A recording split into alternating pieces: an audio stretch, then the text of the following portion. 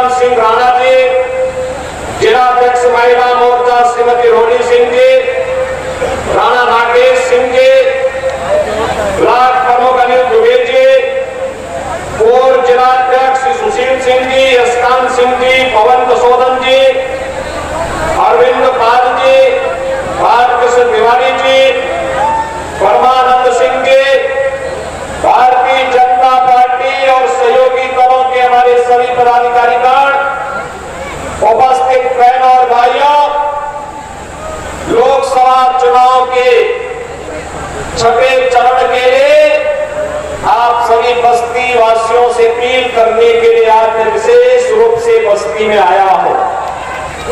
बहनों और भाइयों, 25 मई को आपको मतदान करना है और पूरे देश के अंदर जो हवा है, जो लहर है, लोगों के मन में एक ही नारा गूंज रहा है, एक ही स्वर चरण पर कुछ गूंज रहा है।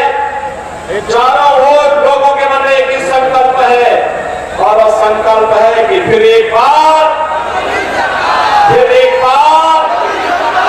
बस्ती की आवाज इतनी जोर होनी चाहिए कि लखनऊ और दिल्ली तक आवाज पहुंच सके। फिर एक बार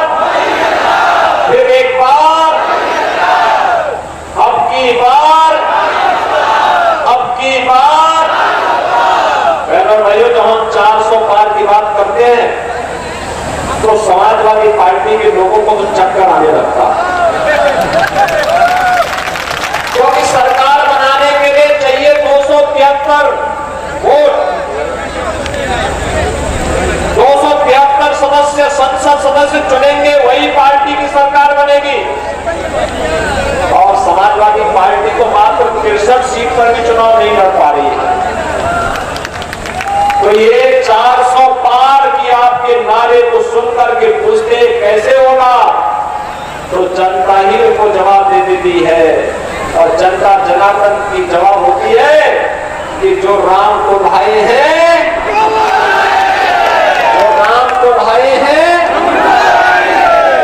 भाइयों, ये महर्षि वशिष्ठ की धरा है और भगवान राम, भरत, शत्रुघ्न के लिए यही पर उत्कृष्ट यज्ञ बकोड़ा धाम में हुआ था, ये वही धरा है। और इसीलिए मैं आज आपका आह्वान करने के लिए आया हूं। पूरा चुनाव अगर आप देखेंगे तो स्पष्ट ध्रुवीकरण होता हुआ दिखाई देता है। एक और राम भक्त है और दूसरी तरफ रामद्रोही है। रामद्रोही आतंकवाद के समर्थक, नक्सलवाद के समर्थक, भारत की सुरक्षा में सेंध लगाने वाले, भारत के विकास को बाधित करने वाले, गरीबों के हकों में डकैती डालने वाले, समाज को जाति के नाम पर आपस में बांटने के षड्यंत्र करने वाले लोग हैं, जिनके मन में देश के प्रति कोई सम्मान का भाव नहीं, आपके प्रति कोई संवेदना का भाव नहीं। इनकी संवेदना आपके प्रति नहीं, राम भक्तों के प्रति नहीं, इनकी संवेदना माफियाओं के प्रति बनती है। बहनों भाइयों, दूसरी तरफ राम भक्त है, मोदी जी के नेतृत्व में राम भक्त 500 वर्षों का इंतजार समाप्त करके अयोध्या में रामलला को फिर से विराजमान करने का काम करते हैं। राम भक्त आज देश को दुनिया के अंदर सम्मान दिला रहे हैं, भारत की सुरक्षा को पुख्ता कर रहे हैं, आतंकवाद और नक्सलवाद को पूरी तरह नेस्तनाबूद करते हैं। तो अब तो जो कांग्रेस और समाजवादी पार्टी के सरकार के समय बोला जाता था, कोई आतंकी वारदात होती थी, हम कहते थे आतंकवाद के खिलाफ कार्रवाई करो। ये लोग क्या कहते थे आतंकवादी सीमा पार के। और अब तो आतिशबाजी भी करते समय कोई पटाखा जोर से फट जाए तो पाकिस्तान पहले सफाई देता, कहता साहब मेरा हाथ नहीं है, उसे मालूम है ये नया भारत है, छेड़ना नहीं है, लेकिन कोई छेड़ता है तो उसको छोड़ना भी नहीं है। ये नए भारत का दर्शन आज हम सबको हो रहा है। आज देखो विकास भी है, सुरक्षा भी है, सम्मान भी है, हाईवे बन रहे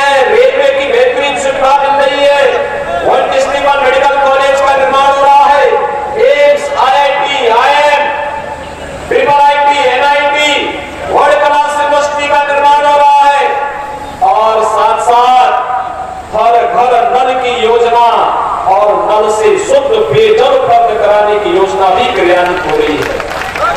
और भाइयों, यही समाजवादी पार्टी की सरकार जब मुंडेरवा की चीनी मिल बंद हुई, भारतीय जनता पार्टी की सरकार आई, हमने यहाँ पे मुंडेरवा में चीनी मिल चालू करा दी।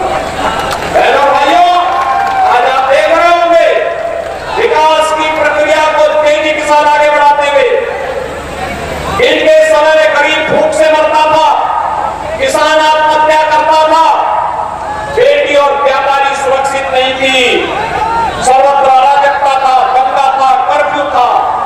आज भारतीय जनता पार्टी 80 करोड़ लोगों को मोदी जी के नेतृत्व में फ्री में राशन दे रही है।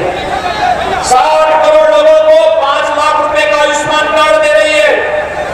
12 करोड़ किसानों को किसान सम्मान निधि का लाभ, 12 करोड़ घरों में रसोई गैस का सिलेंडर, 12 करोड़ घरों में शौचालय का निर्माण हुआ है, तो 4 करोड़ गरीबों के मकान भी मोदी जी के नेतृत्व में पिछले 10 वर्ष के अंदर बने हैं।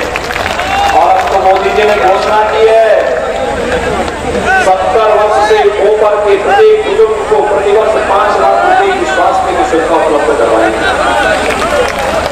और भाइयों, राशन की सुविधा आगे 5 वर्ष तक प्राप्त होती रहेगी। मोदी जी ने घोषणा की है कि जितने गरीब बचे हुए उन सबको भी एक मकान अगले 5 वर्ष के अंदर उपलब्ध हो जाएंगे। और इसीलिए आज हम सब आपके पास आए हैं कहने के लिए कि जो देश की आवाज है, उस आवाज के साथ बस्ती की आवाज भी जुड़नी चाहिए। जुड़ेगी? जुड़ेगी?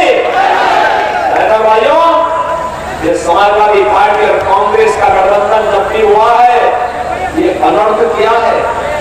याद करिए, जब इन दोनों का गठबंधन था, एक प्रदेश में था, एक केंद्र में था, अयोध्या में राम जन्मभूमि पर आतंकी हमला हुआ था, काशी में संकट मोचन मंदिर पर हमला हुआ था, लखनऊ, अयोध्या, वाराणसी की कचहरियों पर हमला हुआ था। अखिलेश यादव मुख्यमंत्री बने तो सबसे पहला काम इसने किया, अयोध्या में राम जन्मभूमि पर हमला करने वाले आतंकवादियों की मुकदमों को वापस लेने का उचित प्रयास किया था।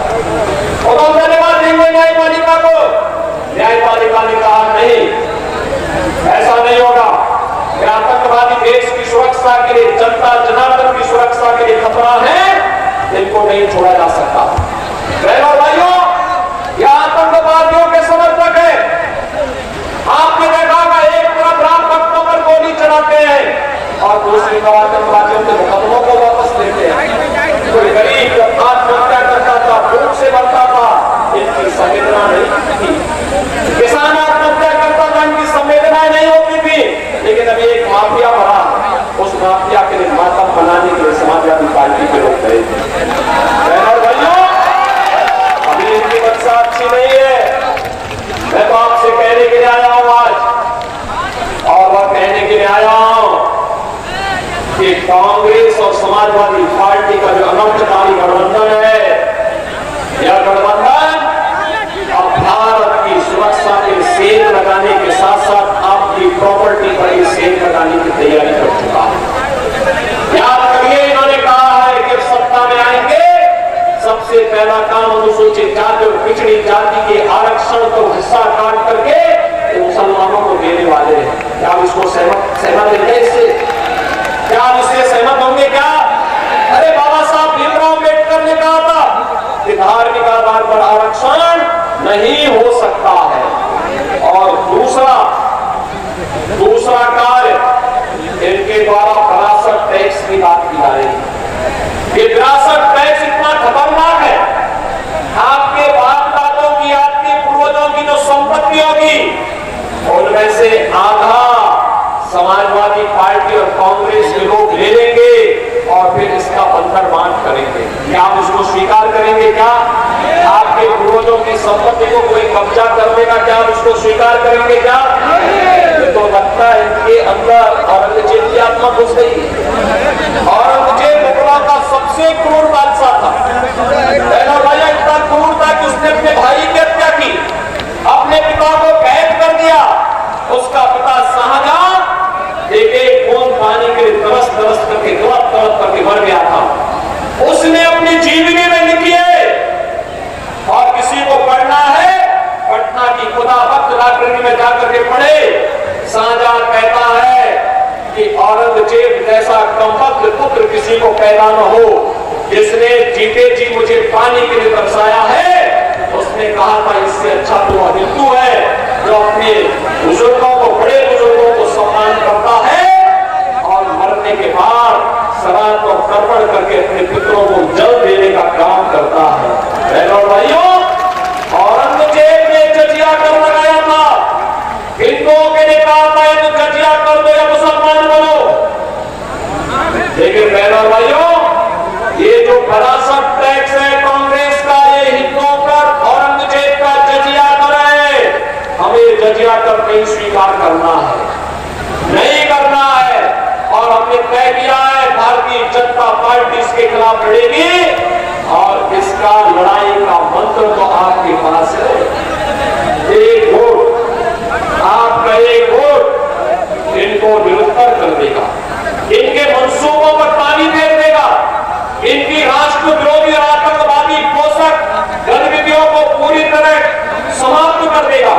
और इसीलिए आज मैं बस्ती की जनता जनार्दन से अपील करने के लिए आया हूं। बहनों और भाइयों, कोई सोचता था बस्ती में इतनी सुविधाएं होंगी, अब तो बस्ती नगर के अंदर भी 4 लेन की सड़कें हम बना रहे हैं। बस्ती के अंदर भी हम कनेक्टिविटी बेहतर कर रहे हैं।